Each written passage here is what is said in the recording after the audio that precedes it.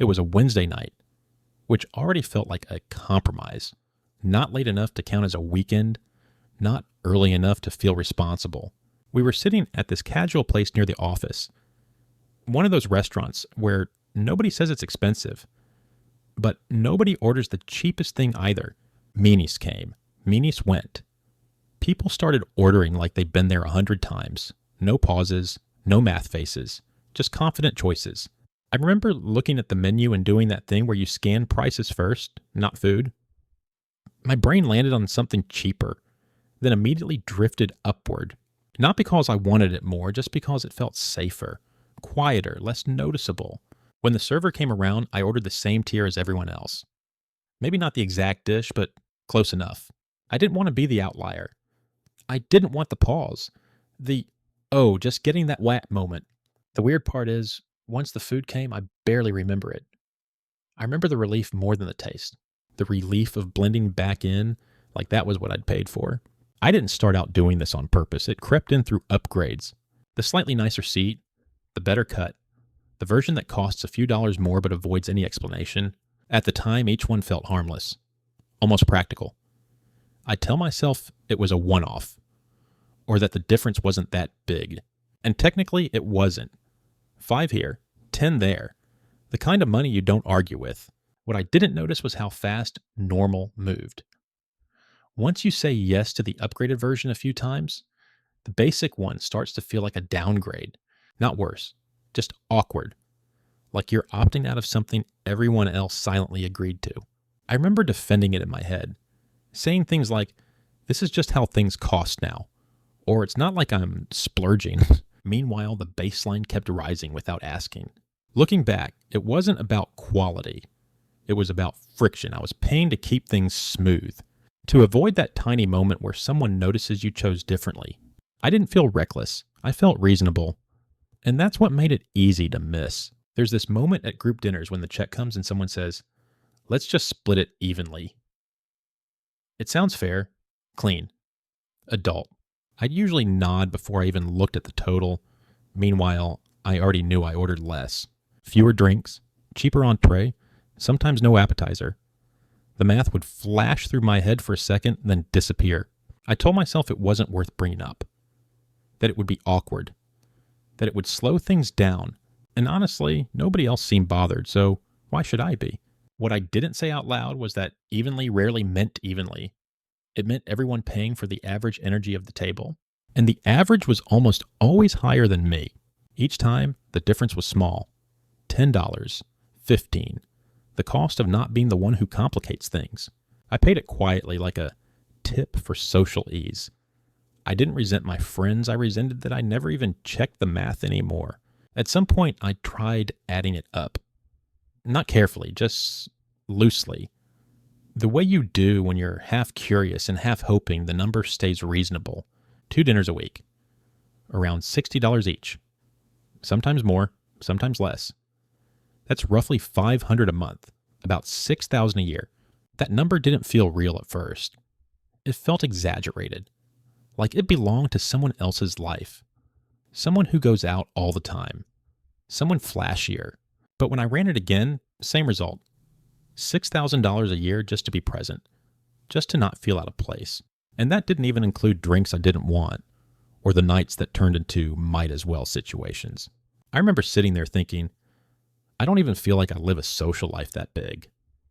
And that's when it got uncomfortable, because the spending didn't match the story I told myself about who I was. Group delivery nights were their own thing. Everyone's tired. Nobody wants to cook. Someone pulls out their phone. By the time the food arrives, the total has quietly doubled.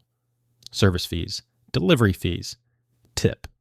Markups you only notice if you compare.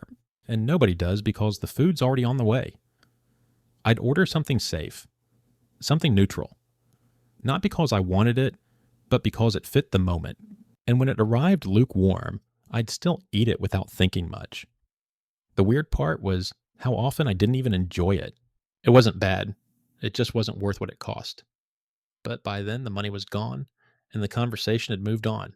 Delivery felt like a social lubricant. It kept things moving. No debate, no delay, no one opting out. I started noticing that convenience showed up most when we were all too tired to question it. And somehow tiredness made spending feel inevitable. I used to say yes really fast. Faster than I needed to.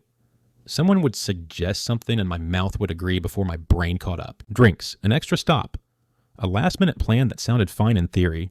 Later, alone, I'd do the math.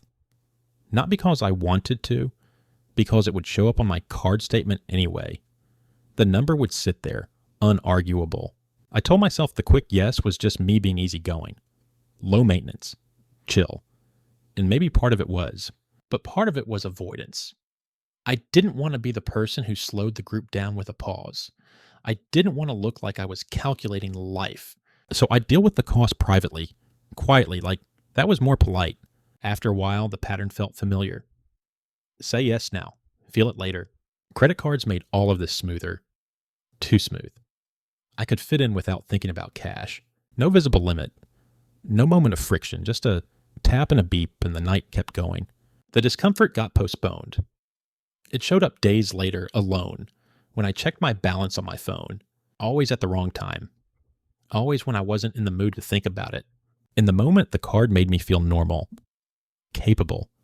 Like I belonged in whatever room I was in. Later, it made me feel slightly smaller. Like I'd borrowed confidence and forgot to pay it back. I didn't blame the card. I blamed myself for looking at the balance at inconvenient times, as if the timing was the problem. Clothes were another quiet category. Nothing dramatic, just nicer. Nicer shoes for casual events. A jacket that cost more than I planned but felt safer. Outfits that said I understood the assignment, even when nobody said there was one. I'd wear some of those things once, maybe twice. Then they'd hang there, silently judging future purchases. I told myself it was part of being an adult, looking put together, showing effort. But effort had a price tag, and I rarely questioned whether it was worth it. What stuck with me was how quickly clothes stopped being about comfort. They became about not standing out in the wrong way. I didn't feel stylish. I felt compliant. Just showing up cost money. Gas, parking, tolls. Where in the car you pretend not to think about. I'd drive across town for things I wasn't that excited about. Not because I wanted to, but because it felt rude not to. Each trip felt small. $10 here, $15 there. It didn't feel like spending. It felt like movement. Over time, it added up to real money. The kind that quietly disappears without leaving much behind. I never logged it mentally as social spending. It was just life. But life was getting more expensive in very specific directions. And somehow I always absorbed the cost without mentioning it. One night I tried adding everything together. Not precisely, just enough to see the shape of it. Meals, drinks, gas, delivery, clothes. Random add-ons that came from not wanting to say no. The number landed higher than I expected. High enough that I felt defensive before I felt curious. Nothing on the list looked reckless. No luxury purchases. No wild nights, just a lot of normal. That's what made it heavy. I hadn't been careless. I'd been consistent. Consistent about choosing comfort over awareness. Consistent about avoiding moments that felt socially expensive. I remember thinking, if someone asked me where this money went, I wouldn't have a good answer, just gestures. Just moments. This is the part I didn't want to look at first. Nobody forced me. Nobody pressured me. I opted in. Over and over, quietly, with small nods and quick yeses. It was easier to blame prices, or culture, or the city. But the truth was, I was choosing the path with the least immediate friction, and realizing that felt worse than seeing the number, because it meant this wasn't something happening to me. It was something I was participating in, even enjoying, sometimes. That realization didn't come with a solution, just a pause, and a little embarrassment. I used to tell myself it wouldn't matter later, that future me would handle it. Later showed up tired, already carrying things I forgot I'd handed off. The funny thing is, later never felt far away. It just kept arriving quietly, month after month, statement after statement. I didn't panic. I just felt worn down in a way I couldn't explain. That's when I realized how often I use time as a buffer, like it could absorb decisions without consequence. It turns out time keeps receipts. I wasn't competing with anyone, but I was comparing constantly. Who ordered what? Who upgraded? Who didn't hesitate? None of it felt aggressive. It was just there. Comparison didn't shout. It hummed. And that hum guided more of my choices than I wanted to admit. Not because I wanted more, but because I didn't want to seem like less. Once I noticed it, I couldn't unsee it. And that made it harder to pretend my spending was purely personal. It wasn't. It was social. Even when nobody said a word. There were moments I almost said no. You can feel them coming. That split second where you imagine the pause, the explanation, the shift in energy. And then you decide it's easier to pay. The emotional cost felt immediate. The financial cost felt abstract. So I chose the one that hurt less right now. I didn't feel proud of it, but I felt relieved. And relief has a way of convincing you it was the right call, even when it wasn't. Some subscriptions started socially shared platforms, group tools, things that made coordination easier. At first they made sense. Then they just stayed, quietly billing every month.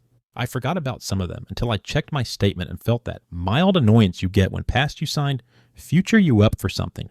Canceling felt weird, like opting out of something invisible. So I delayed. It wasn't expensive, just constant. And constant adds up faster than you think. I labeled a lot of this as normal adult life, as if that explained it.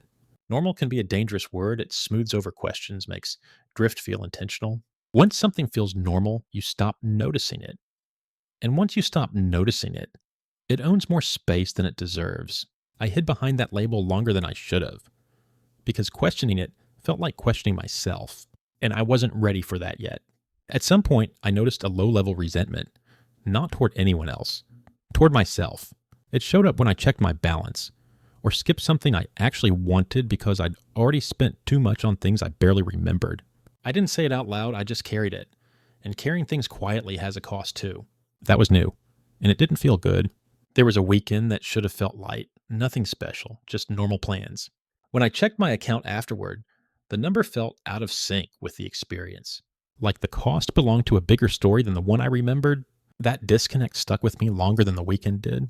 I realized then that some spending doesn't even buy memories. It just fills space. And space is expensive. Seeing the pattern didn't fix it.